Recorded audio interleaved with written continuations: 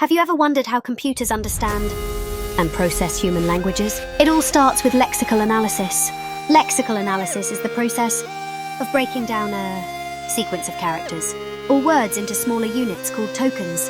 These tokens are then used by the computer to understand the structure and meaning of the text.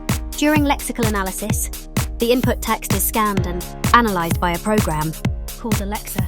The Alexa identifies and categorizes the tokens based on predefined rules and patterns. For example, in the English language, tokens can include words, numbers, punctuation marks, and special symbols. Once the tokens are identified, they are passed on to the next stage of language processing, such as parsing or semantic analysis.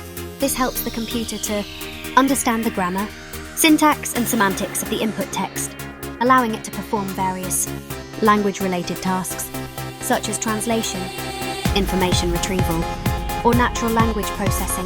Lexical analysis is a crucial step in the processing of human languages by computers. It provides the foundation for understanding and interpreting the meaning of text, enabling computers to interact with humans in a more natural and intuitive way, whether it's voice assistants, search engines, or language translation tools. Lexical analysis plays a fundamental role in enabling computers to understand and process human languages.